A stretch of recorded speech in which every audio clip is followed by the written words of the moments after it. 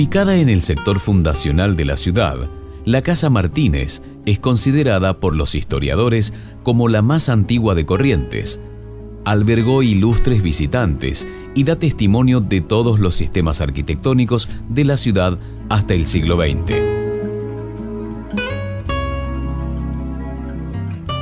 Por lo que yo tengo entendido, es la vivienda más antigua de Corrientes.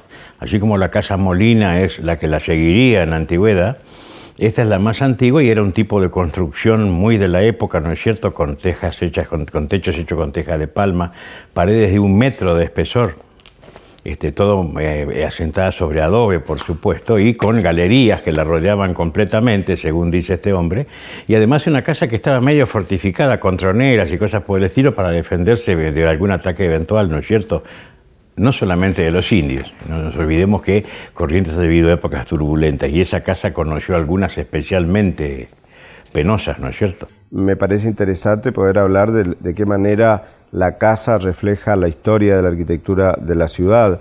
Tiene un pasado colonial, un pasado del siglo XIX, y es muy importante porque se puede notar esta evolución de la arquitectura en una casa que tiene una localización estratégica dentro del centro histórico y además puede mostrarnos un panorama general de los modos de vida y también de las tecnologías utilizadas. La Casa de los Martínez justamente nos permite ver, por un lado, un sector colonial puro, muy puro, un sector, y otro sector del siglo XIX.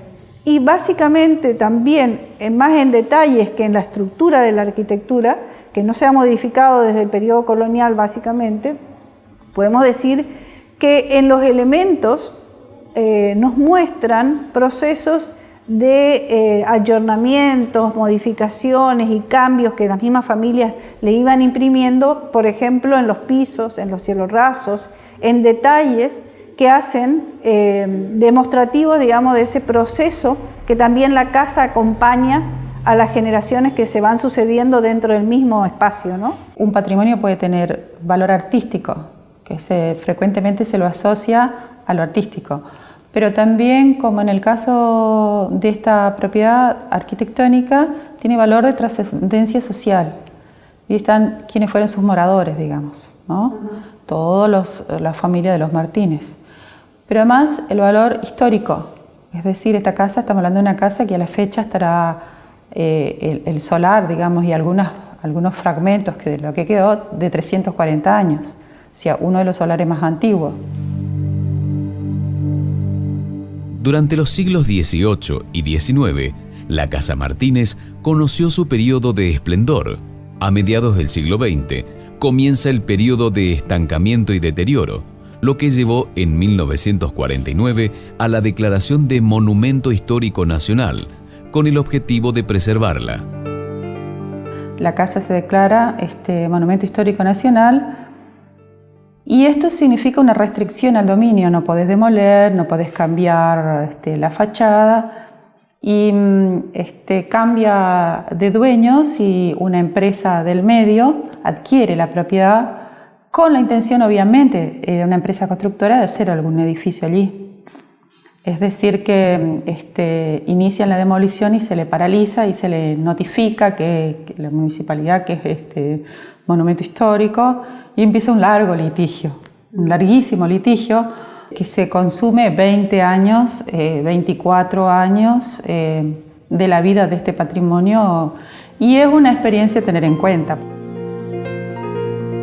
En 2008, el Estado provincial toma posesión del inmueble y comienzan los trabajos de limpieza y conservación del edificio y se conforma el equipo interdisciplinario que se hará cargo de la reconstrucción. O sea, se hizo un equipo interdisciplinario entre historiadores para recoger las historias, los dueños, los propietarios, los modos de vida. A su vez, la arqueología, que permitió detectar los pisos, los niveles, los tipos de cimiento, todo que contribuía a un proyecto de restauración lo más fidedigno, lo más auténtico posible en su recomposición. La intervención es muy simple. Primero se intenta realizar un plano de todo lo que hay en superficie, digamos. Posteriormente a eso se toman niveles, que hemos nivelado absolutamente todo el terreno, y se hizo una recolección superficial de todo lo que estaba en superficie. Y después empezamos haciendo unas trincheras que no modifiquen mucho los pisos originales, porque había habitaciones que se conservaban muy bien los pisos originales, que no valía la pena destruirlas, ¿no es cierto?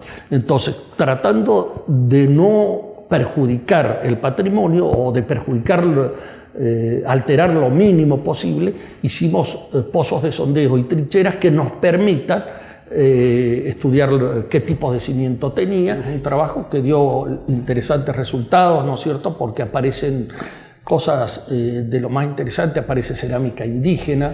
Incluso lo que más nos llamó la atención fue que junto con la cerámica indígena aparecía también dentro de los adobes, es decir, que habían sido ocupados suelos que en un momento hubo un sitio arqueológico, no sabemos en qué lugar, pero bueno, por ahí. Y ahí también tuvimos la suerte de encontrar cerámicas ya de la colonia, entre eso, por ejemplo, mayólicas del siglo XVIII y XVII, que van a estar expuestas ahora, digamos, en el futuro, en la sala donde mostramos cómo fue todo este proceso de recuperación de la Casa Martínez, a la cual le vamos a dedicar una sala especial para eso. Un equipo de arquitectos e ingenieros especializados continuó con el trabajo de interpretación de la obra y comenzó la reconstrucción mediante una intervención rigurosa, sin alterar el mensaje documental del edificio. De esta manera, la casona, con su galería perimetral, sus patios y sus muros, que presentan elementos característicos de la arquitectura colonial de finales del siglo XVII y XVIII y la renovación que trajo el siglo XIX, puede contarnos su historia. Este vínculo de los dos periodos, hay una tecnología muy particular en la que confluye la tradición arquitectónica colonial con la renovación tecnológica que trae el siglo XIX. Por eso hay paredes mixtas en la que está la tierra pisonada, el ladrillo cocido y también rocas que son recolectadas del río. Esta tecnología solamente se encuentra en Casa Molina, que es una casa de 1750 en adelante, y también en Casa Martínez. Son dos casas importantes coloniales que tienen esta tecnología que las destaca. Para la restauración de la Casa Martínez, se buscó reproducir los procesos tecnológicos utilizados en la albañilería de la colonia, la provisión de adobe y ladrillo cocido para las tapias y muros, y la madera para los encofrados y techos requirieron un trabajo arduo y complejo. Yo decía, teníamos una parte colonial y una parte del siglo XIX. La parte colonial tiene sistemas y trabajos en maderas que actualmente ya no se pueden conseguir fácilmente. Estamos hablando de madera dura para las estructuras de techos, por ejemplo, en secciones muy generosas que hoy en día son imposibles de pensar. Es más, nosotros tuvimos que traer grúas para poder levantar las vigas cumbreras, los distintos elementos, digamos, los puntales, son todos hechos a hachuela, no cortados en aserradero. Madera dura quebracho que hoy prácticamente con los bosques nativos es imposible ya acceder en un aserradero, en una carpintería. O sea, también fue muy trabajoso la provisión de materiales en la misma calidad y en la misma forma en que la obra pedía.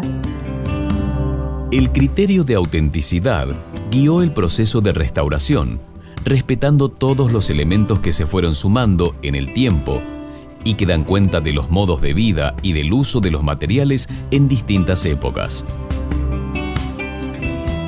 En el afán, como recién decía, en el 30 o en el 40, de imprimir a un edificio un momento determinado, se alteraban procesos que habían sucedidos posteriores y se hacía una reconstrucción hipotética de lo que debería ser un colonial. Hoy en día el valor de autenticidad está en respetar todos los elementos que se fueron sumando.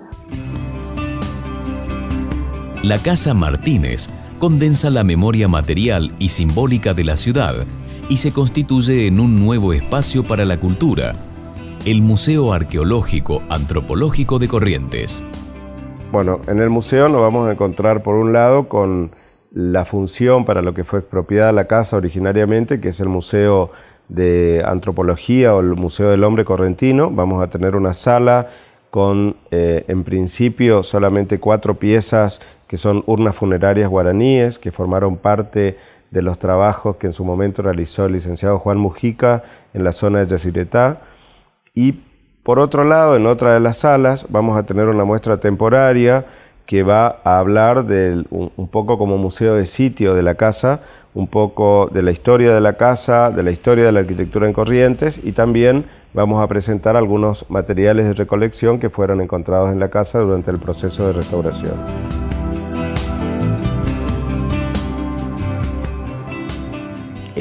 Hay un famoso historiador holandés que dijo que la historia es la forma como una cultura se rinde cuentas a sí misma de su propio pasado.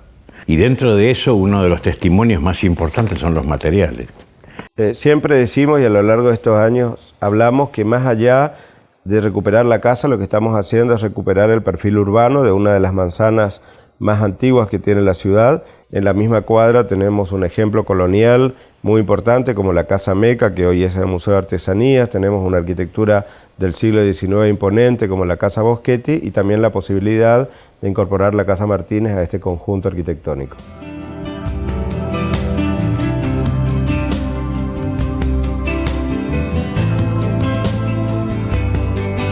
Con esta obra estamos mostrando los modos de vida del periodo colonial, las maneras de construir del periodo colonial y del siglo XIX, y fundamentalmente estamos integrando una casa histórica a la vida contemporánea de la ciudad, mostrando para las nuevas generaciones de correntinos los modos de vivir de la antigua ciudad de Vera de las Siete Corrientes.